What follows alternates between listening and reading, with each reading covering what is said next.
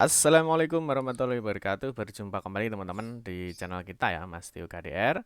Oke teman-teman, di kesempatan kali ini ya kita akan berbagi informasi kembali ya, masih di seputar dunia pendidikan teman-teman ya. Nah di kesempatan kali ini teman-teman ya, mungkin bagi kalian yang kemarin sudah mengikuti PPDB ya atau penerimaan peserta didik baru ya, tentunya di sini kita akan sedikit memberikan informasi ya, dan semoga informasi ini bermanfaat untuk kita semua. Yang pertama ya, di sini nanti tentunya banyak sekali ya dari siswa yang mungkin dalam tanda kutip kurang mampu ya, atau mungkin dia mungkin untuk membiayai sekolah ya, mungkin ada yang keberatan ya, sehingga kita coba di sini ada program bantuan teman-teman ya dari pemerintah ya tentunya. Nah, di sini nanti kita akan membahas yang pertama ya, di sini ada cara pengajuan bantuan ya untuk siswa baru. Nah, ini untuk jenjang SMP, SMA atau SMK nih tahun 2022 ya.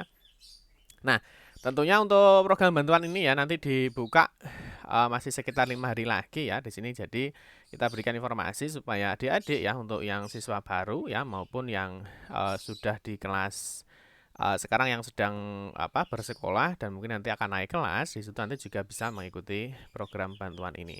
Yang mana nanti teman-teman bisa siapkan dulu ya.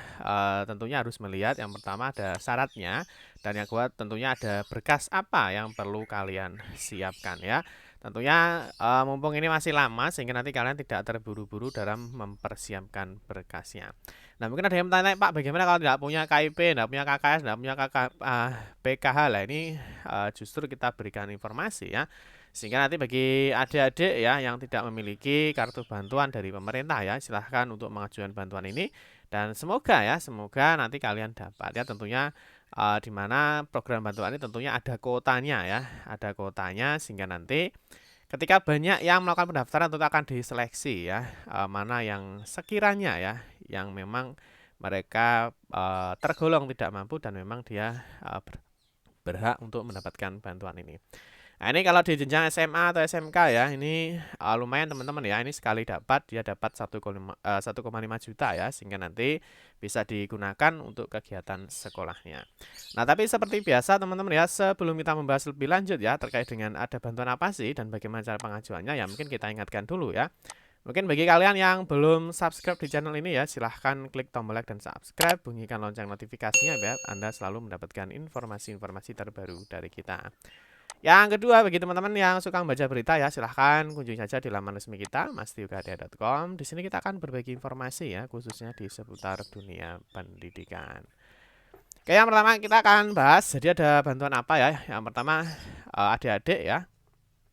Ini baik kelas SMP ya, kelas 7, 8, 9 maupun SMA.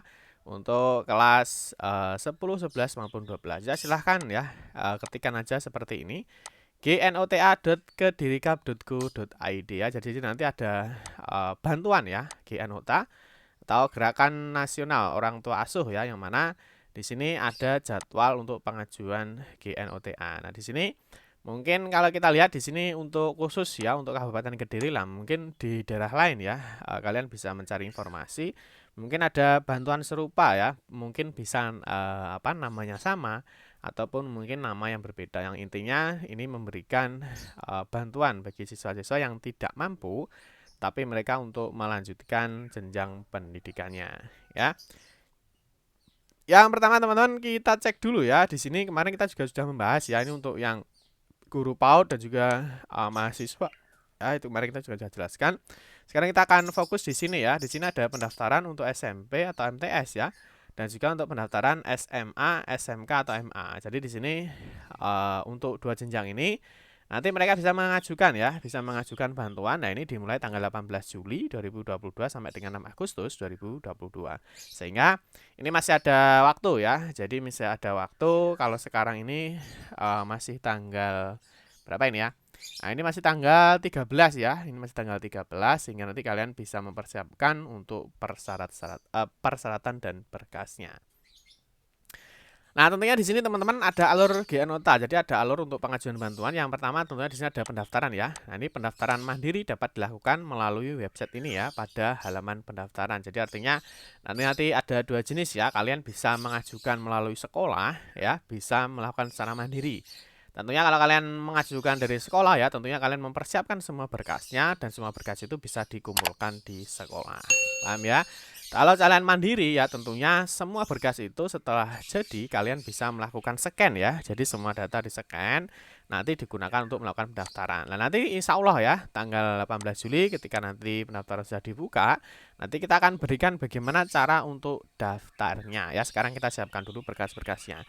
Yang kedua, setelah melakukan pendaftaran ya, di sini ada namanya verifikasi ya. Nah, verifikasi ini petugas akan memverifikasi data pendaftar yang akan mengikuti seleksi. Jadi tidak serta-merta ketika kalian nanti melakukan pengajuan dia langsung dapat, tetapi harus ada seleksi ya, dikarenakan apakah memang benar-benar siswa ini berhak untuk mendapatkan apa tidak ya.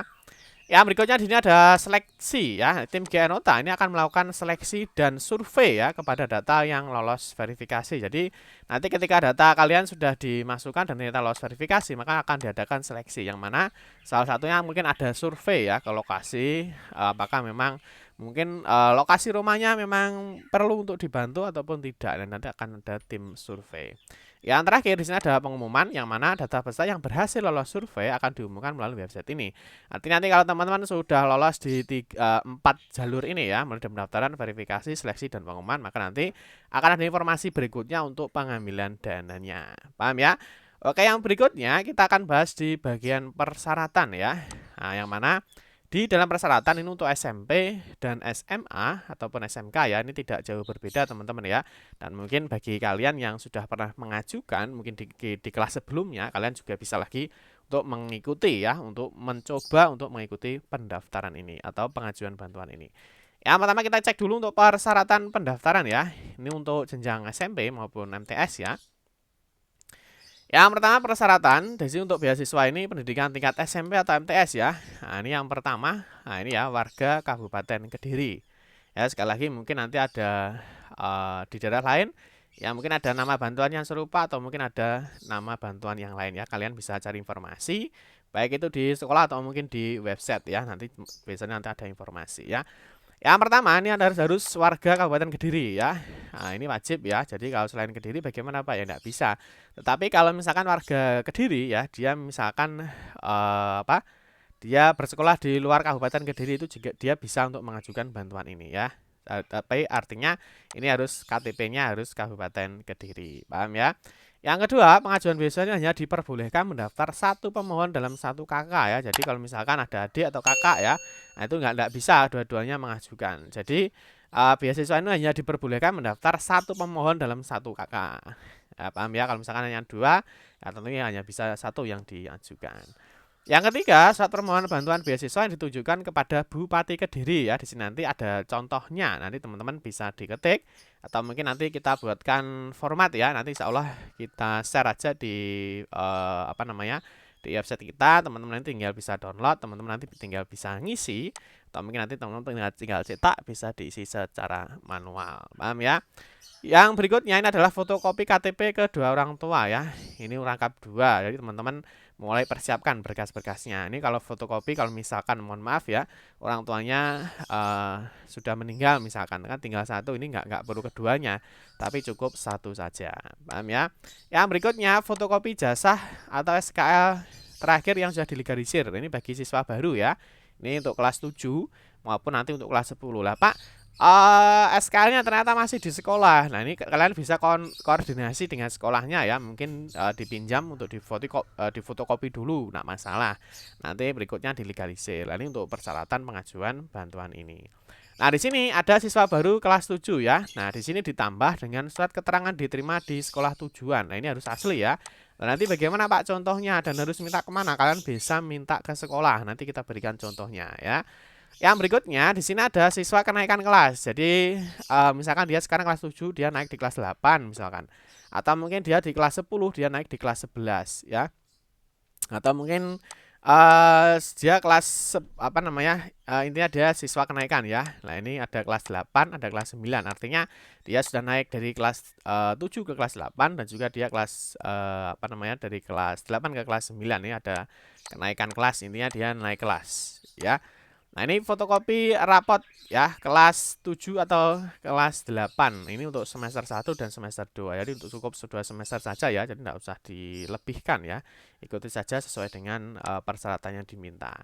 Nah, yang berikutnya di sini lah, ini yang paling penting ya. Di sini ada surat keterangan tidak mampu. Nah, ini SKTM ya dari desa yang ditandatangani atau mengetahui RT setempat dan kepala desa. Surat keterangan tersebut berisikan untuk persyaratan pengajuan beasiswa yang ditujukan kepada pemerintah Kabupaten Kediri. Ini juga asli.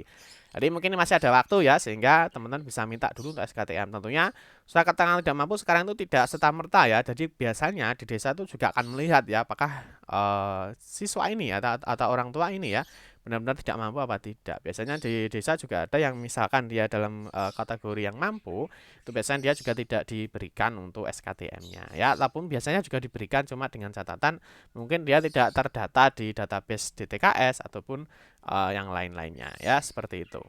Yang berikutnya adalah fotokopi kartu keluarga atau KK, ini rangkap 2. Ya, berikutnya adalah ini yang biasanya teman-teman yang banyak lupa. Itu adalah fotokopi rekening pembayaran listrik 3 bulan terakhir. Nah, ini teman-teman bisa segera untuk mencari ya. Mumpung masih ada waktu 3 bulan terakhir, berarti kalau ini di bulan Juli ya, setidaknya Mei, Juni, Juli ya, atau mungkin teman-teman bisa ambil dari April, Mei, Juni. Ya, yang penting 3 bulan terakhir. Nah, yang berikutnya, kalian harus memfoto rumah tampak depan. Jadi kalian harus menyiapkan untuk foto rumah kalian ya, apakah benar-benar memang rumah kalian itu tergolong tidak mampu apa tidak ya, seperti itu. Yang berikutnya ini nomor HP yang masih aktif dan bisa dihubungi. Ini biasanya nanti kalau ada informasi mungkin ada kekurangan berkas atau mungkin ada berkas yang perlu ditanyakan, itu nanti ada nomor aktif yang bisa dihubungi ya. Yang 12 ini melampirkan bukti pendaftaran berupa print out ya, nomor pendaftaran pada website GNota di gnota.kediri.kap.go.id. Jadi nanti setelah pendaftaran, di sini nanti ada bukti untuk pendaftarannya ya. Sekali lagi kalian nanti bisa mengajukan secara mandiri atau kalian bisa mengajukan melalui sekolah. Ya, kalian harus memilih. Kalau dari sekolah semua berkas dikumpulkan di sekolah, nanti ada petugas ya di sekolah yang melakukan pengurusan ya dari pengajuan bantuan ini ya. Yang terakhir dimasukkan map warna kuning ya. Nah, ini masukkan warna kuning, ditulis nama, nomor HP, alamat, dan nama sekolah. Ini untuk persyaratan SMP dan MTS ya. Sekarang kita cek di SMA dan SMK. Di sini kalau kita lihat tidak jauh berbeda ya untuk persyaratannya. Cuma yang bedakan adalah rapotnya ya. Untuk yang siswa kenaikan kelas, tentu rapotnya sama ya, hanya semester 1 dan 2. Terus SKTM juga sama, di sini juga masih sama ya. Cuma yang membedakan kalau SMA itu yang membedakan adalah di bagian map ya. Untuk SMA ini mapnya berwarna biru ya. Kalau yang tadi warnanya kuning untuk SMP ya, ini untuk SMA itu warnanya biru. Paham ya teman-teman ya? Terus yang berikutnya di sini ada contoh persyaratannya ya. Nah, untuk contohnya ini untuk SMP dan SMA sama ya. Nah, ini contoh sama. Yang pertama ada contoh surat permohonan siswa baru kelas 1 ya. Di sini ada contohnya. Di sini nanti kan teman-teman bisa diketik ya, bisa diketik saja nanti atau kita buatkan formatnya, nanti teman-teman bisa nanti kita taruh di sini ya. Nanti teman-teman bisa dicontoh ya. Nah, di sini ada surat permohonannya. Ini juga nanti di sini ada beberapa persyaratan ya. Nah, di sini tentunya kalian siapkan sebagai berkas lampiran kalian. Ya, paham ya? Nanti bisa dicek contohnya. Terus ini ada contoh surat permohonan siswa kenaikan kelas untuk 2 dan 3 ya. Di sini ada surat permohonan. Nah, di sini tentunya untuk formatnya juga berbeda ya, karena untuk kelas 11 kelas kenaikan kelas itu harus mencetakkan fotokopi rapor. Sedangkan ya tadi di sini tidak menyertakan fotokopi rapor. Paham ya? Jadi ada siswa baru, ada siswa yang kenaikan kelas ya. Terus yang berikutnya ini ada contoh SKTM ya. SKTM ini bisa diminta ya ke desa ya. Di sini nanti ada surat keterangan tidak mampu, yang mana nanti teman-teman bisa minta di desa kalian ya, di desa atau kelurahan terdekat dengan kalian. Nanti kalian akan diberikan diberikan surat keterangan tidak mampu ya, kalau memang benar-benar tidak mampu. Nah, di sini nanti ada keperluannya ya. Keperluannya ini kalian harus bisa memastikan ya bahwa keperluannya ini adalah surat keterangan ini dibuat untuk persyaratan pengajuan beasiswa pendidikan di Kabupaten Kediri. Jadi ini untuk keperluannya. Kalau misalkan nanti ketika kalian ke desa diminta ini keperluan tak apa ya, kalian bisa nyontoh di sini ya. Paham ya? Nah, terus yang berikutnya contoh surat keterangan diterima di sekolah ya. Ini bisa diterima di SMP, bisa diterima di MTS, SMA ataupun SMK atau MA ya. Di sini ada contoh surat keterangan diterima dari sekolah. Nanti kalian bisa minta di sekolah kalian ya.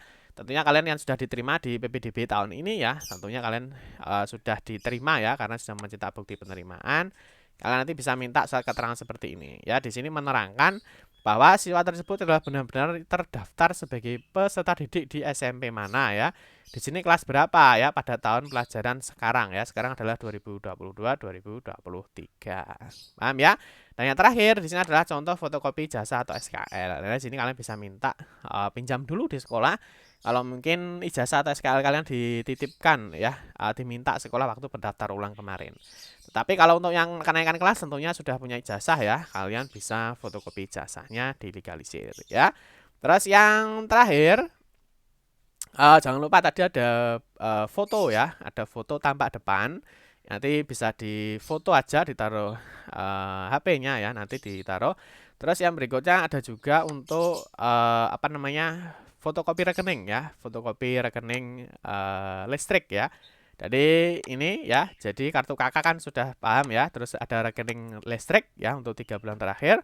Dan juga ada foto rumah tampak depan. Dan jangan lupa ya disiapkan untuk map berwarna biru.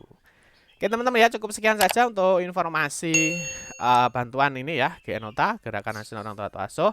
Ini untuk Kabupaten Kediri ya, semoga di kabupaten lain itu juga ada bantuan yang serupa, sehingga nanti bagi adik-adik ya yang melanjutkan pendidikan, tentunya bisa membantu ya mereka untuk melanjutkan pendidikannya ya. Oke teman-teman ya, cukup sekian saja informasi yang dapat saya sampaikan ya. Semoga bermanfaat. Mohon maaf jika ada salah-salah kata dalam memberikan informasi dan penjelasan. Kita berjumpa kembali di video-video berikutnya. Saya akhiri, wassalamualaikum warahmatullahi wabarakatuh.